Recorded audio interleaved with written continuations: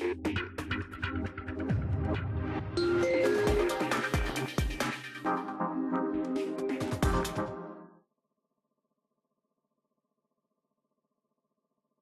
I'd like to do for the next 10 minutes or so is to give you a very short presentation of our most recent APEC economic trends analysis. Now, this report comes out about twice a year, and what we try to do is to take the most recent economic data that's available. It could be from the IMF, it could be from the World Bank or other sources, respectable sources, and try to get some sense of what does it mean for the APEC region, and also on the many activities and projects that APEC is working on. So let me just quickly go through that presentation. So in terms of the economic outlook for the region, I think many of us know that we've been going through a very gradual global economic recovery ever since 2008, when the global financial crisis started.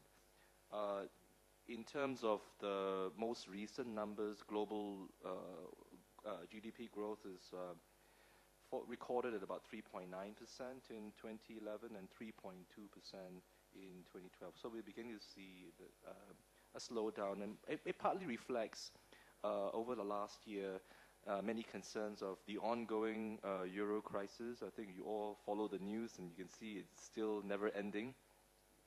And also, there's also a lot of weakening in terms of business and investment sentiments. And I'll talk a little bit more about that in terms of some of the economic indicators. Having said that, though, for the APEC region, economic growth has been quite flat. It's about 4.1% in 2012. It was also 4.1% in 2011. Having said that, it's still outperforming the global economy in terms of GDP growth. Now, I think if we look at it in terms of the global economic environment, I mean, one of the reasons for this, this very fragile recovery that we see is for a few reasons. I mean, one is that we quite worryingly begin to see very weak global trade growth, particularly in the industrialized economies. If we take the most recent WTO report in December 2012, they found that average merchandise export growth last year until about October, which is the most recent data that they have, is about 0.5%. And that's very low compared to the year before, in 2011, when the average growth numbers for merchandise export was about close to 20%. So we see a significant drop in global trade. We also are a little concerned of the rise in trade protectionism. Again, in a WTO report, there was a report of implementation of new trade restrictive measures, about 300 of them over last year. And that is equivalent to, that impacts about 1.3% of world imports. In terms of value, it's about $232 billion. That's very, very significant. So we're also seeing some concerns of a rise in trade protectionism. The other one, of course, which is also very important, is we see a decline in trade finance. Many of your commercial transactions require letters of credits and different types of trade finance, and that's very important for SMEs. And we also see a decline in trade finance, which in Asia is mainly driven by European banks, but because of the euro crisis, we're seeing essentially a deleveraging of many of these European banks moving away from this business. There's been some replacement of these trade finance activities by local financial institutions and others, but it's still not enough. So we're seeing also a decline in trade finance, which of course has an impact on global trade numbers. In terms of within the APEC region, of course, because we have a very, very weak global economic environment, of course, the most open economies in APEC are unfortunately the most affected. I mean, Singapore, where I'm based, and also in Hong Kong, China, exports is over 200% of GDP. And of course, it's reflected in their GDP numbers of a slower growth. Again, it also applies to other open economies in APEC. Again, we also see weak demand in the IT sector. Again, we know Chinese Taipei, Korea, Singapore are major exporters. Philippines, Malaysia also are exporters of ICT products. Again, because of weakening demand, it has affected many of their export numbers last year. In terms of trends in capital flows, we're seeing a different picture to some extent. FDIs, of course, has declined last year, which also reflects the weakening industrial productions in industrialized economies.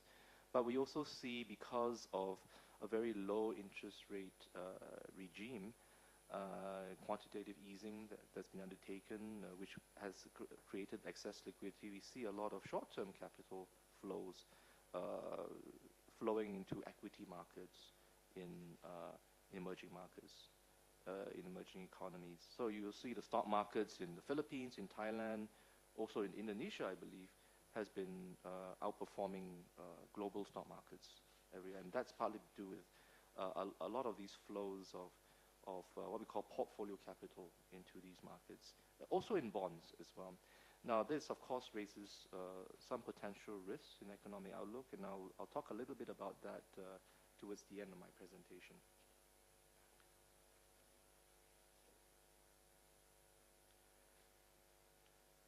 I think one of the reasons why the APEC region has continued to remain quite resilient, as I mentioned, last year the whole region grew at 4.1%, which is higher than the global growth, global economy.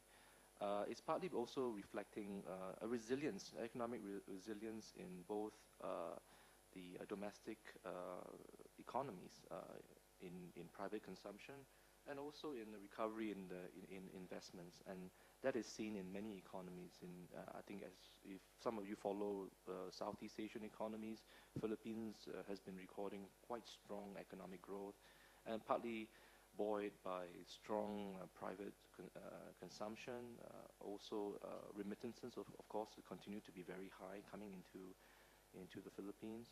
But we also see very strong private consumption, consumer spendings in other economies, in emerging economies in the region, including, I think, Indonesia and Malaysia.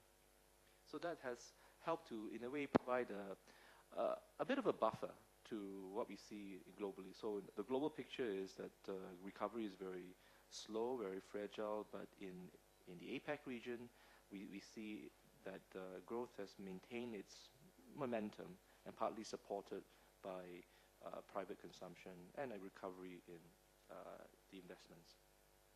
So let's go forward. So in terms of projections, GDP projections for the year 2013 this year and also in 2014, our numbers we're looking at for the APEC region to grow at 4.2% in 2013 and 4.7% in 2014.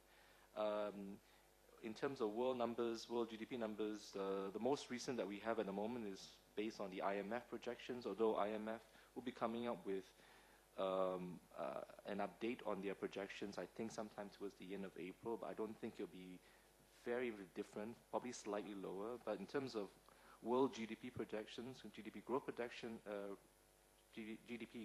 projections, we're looking at 3.5% in 2013 and 4.1% in 2014. Again, we see that the APEC region continues to do better than the world economy.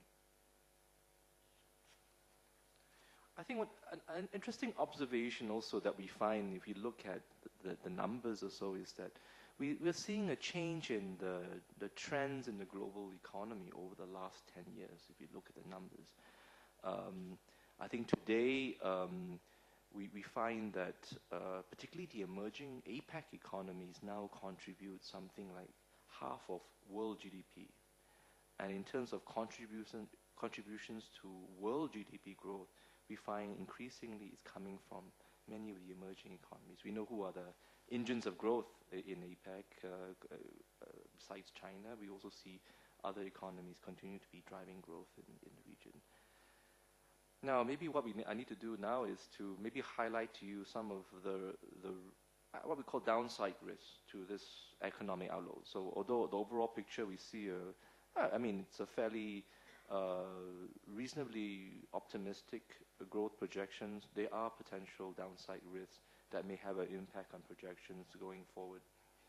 Of course, one, of course, is the euro crisis. We all seen what happened with the situation in Cyprus, where that has, of course, has implications in terms of other economies in the eurozone, and that is an ongoing. I call it an ongoing saga that continues to develop, and that, of course, has implications on emerging economies in APEC in terms of industrial production as well as demand for our exports to Europe, which continues to be one of the largest markets in the world.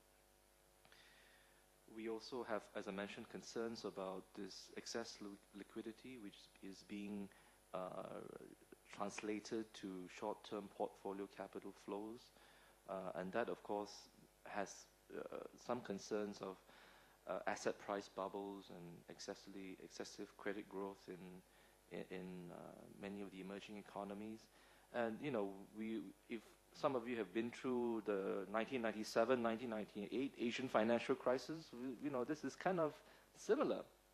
So I think this time, of course, many economies are many of the economies' financial systems are in much stronger position.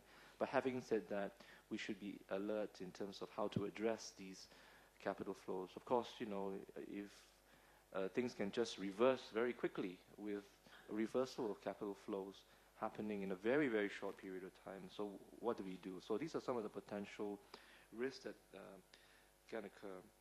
I guess the other thing is, as we know, it's also related to the euro crisis, but also to the US, which is also a major engine of growth. I mean, they're all going through a period of fiscal austerity, and to see how the situations both in Europe and the US play out will also have implications on our export and trade performance in the APEC region. I guess the other concern, if many of you following, is that one of the implications, of course, of quantitative easing by some of the advanced economies is that we see an appreciation of many of the currencies vis-a-vis the yen or the US dollar. And of course, that has some impact on export competitiveness. So there's one concern that cannot be ignored, of course, is the risks of competitive devaluations that could possibly occur should the situation continue. Having said that, APEC finance ministers last year in August have pledged that they would be alert on this situation and to refrain from competitive devaluation. Again, this was also stressed by G20 finance ministers and leaders more recently in February this year. So again, this situation, I think, is closely monitored, I'm sure, by some of you, and even for us at the Policy Support Unit, we will continue to see and monitor this potential risks. Okay, so maybe just to end the presentation with some policy implications that we see going forward. Of course, one which is very relevant to APEC is, as I mentioned, the concerns of an increase in trade restrictive measures, and I think we all have to be vigilant in trying to control or to refrain from a rise in trade protectionism, which will, of course, could exacerbate the already very weak global trade environment. We also need to, as I mentioned, the concerns of short-term capital flows and asset price bubbles only underscores the need for us to strengthen and further develop our capital markets and also our banking sector. I think that has been going on for quite some time, but there's still much room for improvement. And also, capital flows, if possible, should be flowed into much more productive sectors, such as the infrastructure sector. This, as we know, is a very important topic, and it's part of the connectivity priority that Indonesia has emphasized this year. And, you know, there's a lot of discussions, and some of you have attended the symposium yesterday, and how we can channel much of savings and also capital that's available into supporting PPP infrastructure projects, as well as other types of infrastructure, which of course we know is the demand far exceeds the source of finance for this. Trade finance, again, is a very important issue. I think if some of you follow what happened back in 2008 during the global financial crisis, trade finance dried up. And when trade finance, which is the lifeline for the global trading economy, dries up, it has severe implications on trade. So I think, again, you know, there's a lot of work that's been done by multilateral institutions, ADB, even APEC. It's a priority for the finance ministers' process to address some of these concerns on trade finance, and to see what we can do to support and to ensure that trade finance continues to flow to support trade in the region.